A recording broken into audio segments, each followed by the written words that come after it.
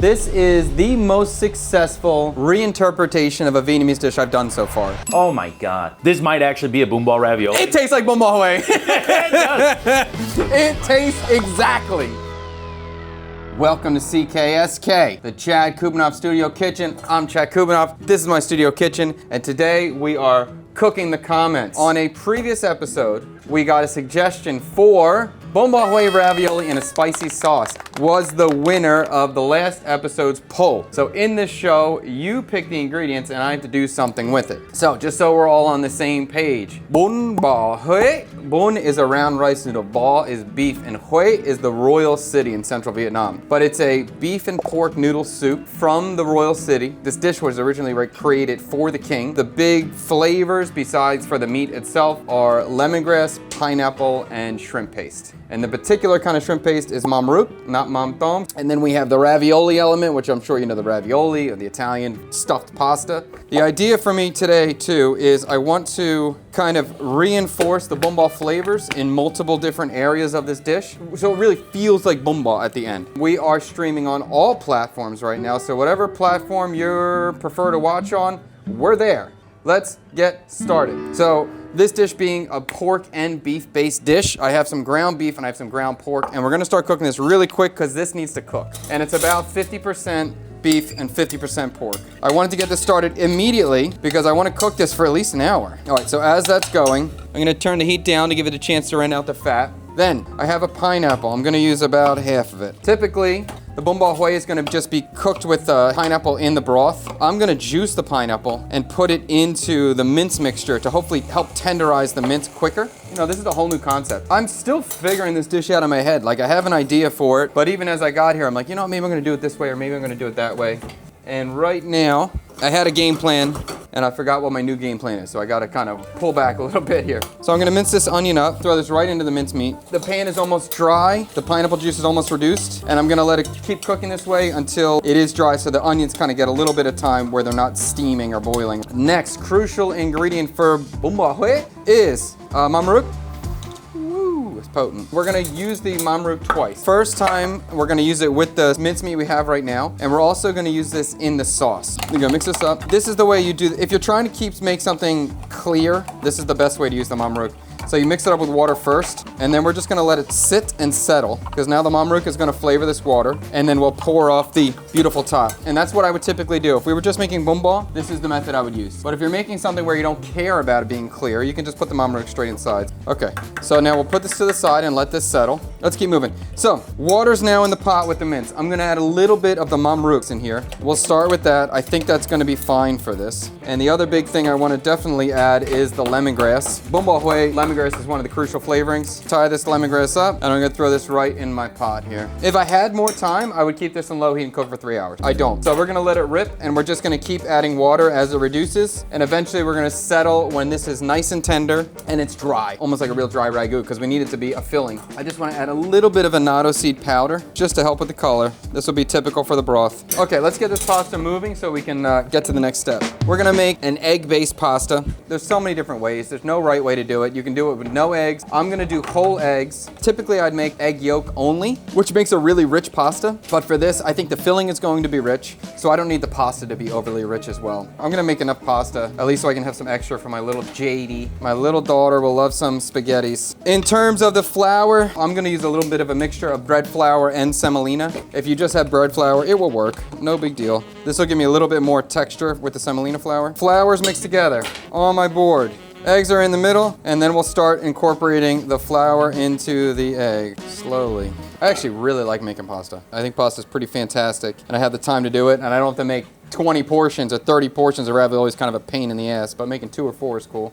All right, so I'm gonna use the fork to just bring this dough together until the dough is touchable. Right now it's so soft, if I start working with it, it's gonna get my hands all sticky. And this is something that takes a couple minutes. There's no, well, I was gonna say there's no fast way to do it, but that's not true. If you have a vacuum sealer and a food processor, you can do this really quickly, but I don't. and I like doing this too. All right, so you can see now, this dough is coming together. I can work with it, and now at this point, I'm gonna start kneading the dough. So I push forward my hand, fold the dough upon itself, turn the dough, push forward again, fold it. And this is the process that you do over and over again until the dough feels smooth. There's gonna be a point when you're mixing the dough that all of a sudden it just feels smoother. It looks a little shinier because all the fat is coming to the surface. And that's when I'm gonna know the dough's ready. Do I think pasta is easy to make? I think making pasta is easy, a little bit time consuming, especially when you're doing it by hand. And then to cook, yeah, super easy. Pasta's freaking easy. It's like a cheat code for the difficulty versus how delicious it is versus how much people are excited about and how much they're willing to pay. So in terms of like a business or a restaurant, pasta is pretty great. Okay, I think this is gonna be ready. Not on a live stream in a normal cooking fashion. I'd probably go another 5 minutes,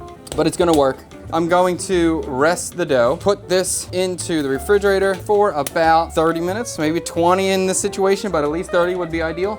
All right, I wanna try this mixture and see where it's at right now. There's no seasoning, so it sucks at the moment. Texture-wise, the meat is almost there, so I'm happy about that. The meat is tender. I would love to braise it for hours slowly. I don't have that time right now. So this will work. I think the texture will be good enough in a few minutes. So I'm gonna season with a little bit MSG. This is better. There's a little more fish sauce. I just want to get this moisture out of here, and then we'll retaste it, and we'll get that going. So the idea here, make a spicy sauce, right? We're having bumbo ravioli with a spicy sauce. That was the challenge, that was the idea. Spicy sauce, to me, when I'm thinking about bumbo, like bumbo automatically comes with saté, a chili lemongrass mixture. Why don't we make like a saté pesto? That was kind of the thought process. So I'm gonna cut some lemongrass as fine as possible, cutting it in thin strips, and then I'll go through and try to mince it. I'm gonna cut this as small as possible as it will be in the final sauce, so I do wanna mince the heck out of it. All right, so we gotta make this thing spicy, right? I got a big boy chili, really for color. These are not that spicy, and then I got the little boys, which are gonna be quite hot. And I think the big boy has a little bit better flavor, but not the same heat level as these little guys do. Mince these up super fine. You know, that lemongrass texture is not amazing when it's big, so we wanna take a little bit of time and really go for this. Okay, and now I'm gonna bring a small pot in the front, and we're gonna make like a satay. I have some pork fat frying this lemongrass and chili, and this is gonna go straight into the pork fat. I'm gonna cook this on low heat. I wanna get some toastingness. I wanna see the lemongrass get aromatic and brown. All right, shallots I'm gonna mince up, the same thing, just going real small, and then I'll go through and, okay. Whoa! And this stuff is getting fragrant. I just put my face in front of here, and man, I got a whiff. The aroma of the pork fat's really nice in there as well. The pork fat really feels nice. Just checking the meat mixture, letting it boil as hard as possible, get it to dry as fast as possible. And I can see that the water is getting cooked out of this chili and lemongrass. The bubbles are starting to change in here, so I know it's getting close. So again, I said I wanted to reinforce these flavors multiple times in this dish, so we're gonna use the pineapple again in here. And I know it's gonna break down, so I'm not too concerned about perfect cuts. I'm gonna put in a tiny bit of sugar because I want it to caramelize. Shallots are gonna go in. We're gonna see that sizzle going on. At this moment, I'm gonna add a little bit of fish sauce as well. We're adding all this new layer of moisture, and we're gonna cook all this moisture out again. In the meantime, whoa, this is hard to breathe. This meat is super dry at the moment. I like the color. I like that it's getting a darker tone to it. This looks good to me for a filling. Lemongrass mixture, fragrant. So fragrant. Toasty. Moisture is looking gone. It's shiny. I bet you it's spicy as can be. I'm gonna add the pineapple now. Venado seed powder, which would be very common for satay. That's what gives it that red color. Oh my goodness, Cyber Daddy himself. You didn't miss anything. Well, you're just in time. Oh man, it's so crazy to go from in the chat to in the studio. Wow, very exciting. Now I want to add the Mamruk water. We can see there is a thicker bottom. It's kind of a darker color. If I waited another hour, it would separate even further. I just don't, so we're gonna strain it. But I'm only gonna pour in up to where the thinnest of the water is. So now we got a lot of water in here, and we want to cook this until it reduces down. I want the meat to be a little bit more tender. I don't have a lot of time. We need to move forward. So what I'm gonna do is throw this into the food processor and just blitz it a tiny bit, just to get the meat pieces a little bit smaller, so the texture will be a little bit more tenderized. And texturally, I like the look of this now. All right, so this is going in the freezer. I'm gonna crack an egg, and we're gonna get ready to make our egg wash. And as this satay is cooking down, we're gonna roll out the flour now. Special pasta roller brought to you by a special fan, a special VIP guest. This is Frederick's pasta roller, which he's dropped off here. Been so kind to let me use it. I'm gonna work with half the dough at a time. I'll throw some flour down. It takes this filling, see if this filling is cold yet. It's flavorful. Is it full bumbo? No, not yet, but that's okay. I'm gonna use the egg yolk for the mixture, and then I'm gonna mix this meat mixture up with this egg yolk, and we're gonna add a little bit of breadcrumb as well, just to tighten up all the liquid that's gonna be in here. We'll start rolling this dough out. So I'm gonna be really aggressive with flour today because this dough is quite soft. I got my pasta machine at the largest opening, and we're gonna start running it through. And you kind of, once you get it through, you kind of fold it upon itself. Easier if you can make yourself a nice squared edge sort of roll. I'm gonna do it a couple times at this lowest setting. And this is kind of kneading the dough further, developing the gluten even further doing this. And we're just repeating the same process. I'm running it through twice before I move on to the next number. So right now we're at 3, we started at 0. And we'll keep running it through until the dough gets thin enough that where 2 layers together are not gonna be like a thick ass piece. Where do you think that'll be, like a 6? I think it's a 7, but we're gonna find out. And 6, 7. Yeah, oh, it could be a 6, could be a 7. Oh my God. Could be a 6, 7. And just so you guys know, my sons have informed me that 6, 7 is so last year, so we can be done with that now. Oh no, now we have it. Now it's Now it's the adults' turn. If you're doing this and you feel like it's just getting hard for you and struggling, just cut in half. There's no pressure. Just cut in half. So now I'm at number 5 here. Oh God, I just felt this stupid thing. This machine, I don't know why, but sometimes has a tendency to stick on the bottom and then it kind of wraps up onto itself. Yes. And it ruins it. And then you have to, right there, it just happened. This is my back end and this is the top end that just got stuck and then wrapped in, and now it completely ruined this section. There's nothing I can do about this except get angry. So I'm just gonna cut it here. And I've used this a couple times, and I was doing dinners. I got freaking 12 people I'm cooking for, and they're coming in 2 hours, and this thing starts getting tangled up, and I'm just cursing. All right, let's try again. I'm gonna make sure I have a lot of flour on the top and the bottom, so hopefully we don't get this going on again. All right, make sure the bottom I got, okay. Okay, I got it. Okay, cool. All right, now I'm gonna go down. Now I'm at 7. I think 7 is gonna be my final number. You can see how the dough is kind of, I put it in the center, but it's moved all the way to this edge. And if I keep rolling, this edge is gonna fold over on itself. So I'm gonna grab the dough and try to push it the other way to realign it. You don't want that edge to roll onto itself because it'll double the thickness. Nice, nice. Okay. We got out of that. Woo! Okay, so I think we're gonna be okay here. Now we got this.